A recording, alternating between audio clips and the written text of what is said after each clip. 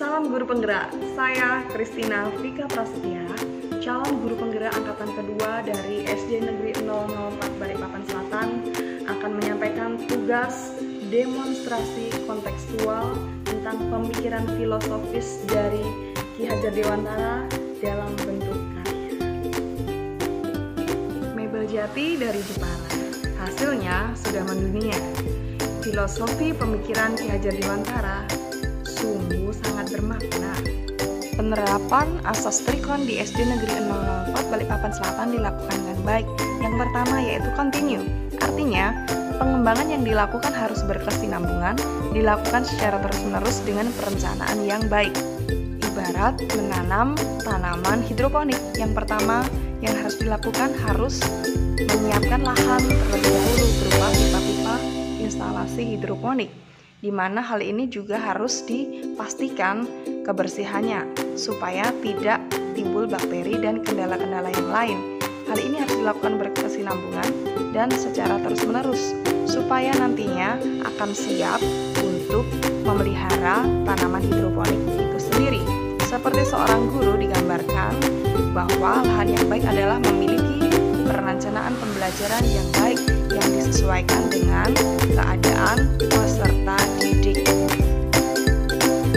Peserta didik diibaratkan sebagai benih yang ditanam di lahan yang sudah disiapkan oleh pendidik, di mana dalam satu instalasi ini ada beberapa jenis benih. Contohnya ada benih selada, benih pokcoy, dan benih kailan dalam satu instalasi, di mana harus dirawat dengan baik sehingga menghasilkan hasil yang maksimal disesuaikan dengan keadaan masing-masing benih. Bagaimana memberikan nutrisinya, bagaimana pencahayaan mataharinya, dan bagaimana perawatan-perawatan lain yang harus dilakukan supaya mendapatkan hasil yang maksimal.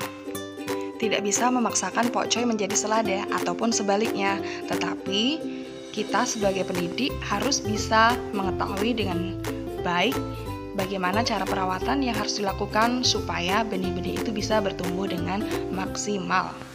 Penerapan pemeliharaan benih sesuai dengan minat dan bakat dari peserta didik, yaitu dengan mengembangkan tanpa paksaan, yaitu dengan mengadakan lomba. Salah satu contohnya yaitu lomba menyanyi, baca puisi, dan cerita salah satu kisah dalam Injil. Saya sudah mendokumentasikan video-video lomba dari peserta didik saya, di mana lombanya terdiri dari dua grup. Yang pertama grup A itu terdiri dari kelas 1, 2, 3, dan grup B itu terdiri dari kelas 4, 5, dan 6. Sebagai contohnya yaitu yang pertama lomba menyanyi dari grup A, dari Ananda David Rahmat. Dia memilih untuk mengikuti lomba menyanyi karena memang bakatnya kuat dalam menyanyi. Dan juga beberapa anak yang mengikuti lomba menyanyi ini bisa dilihat di daftar sebelah. Lomba ini ditujukan supaya anak-anak bisa mengasah kemampuannya untuk semakin mahir. Kemudian untuk contoh berikutnya, lomba puisi dari grup A ya. Contohnya dari Glenn Yeskiel Raja Gubuk yang mengikuti lomba puisi sesuai dengan bakatnya. Sayup-sayup gimana tahu mulai terdengar jantungku berdetak. Luar biasa sekali. Kemudian contoh yang ketiga yaitu lomba menceritakan kisah di dalam Injil.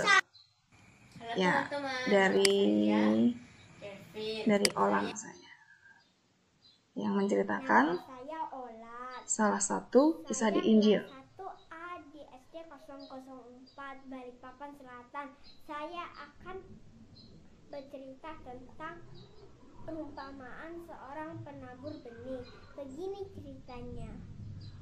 Pada suatu hari hiduplah seorang petani. Dia bekerja. Ya, luar biasa jika anak-anak mengikuti lomba sesuai dengan kemampuannya.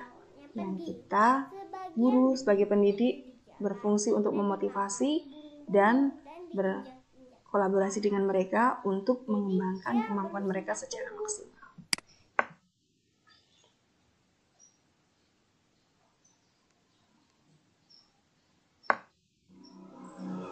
Akses yang kedua yaitu konvergen, artinya pengembangan yang dilakukan dapat mengambil dari berbagai sumber di luar, bahkan dari praktik pendidikan di luar negeri. Seperti yang kita ketahui bahwa masa pandemi ini mengharuskan pendidikan dilakukan secara online atau daring. SD Negeri 004 Balikpapan Selatan memakai Google Classroom dalam menyampaikan materi pembelajaran. Nah, di pelajaran yang saya ampu yaitu pendidikan agama Kristen, ada 6 kelas 1, kelas 2, kelas 3, sampai kelas 6. Kita bisa lihat bahwa di dalam kelas itu ada tugas-tugas yang bisa disampaikan. Kemudian kita bisa mengetahui anggota peserta didik kita dan juga nilai-nilainya.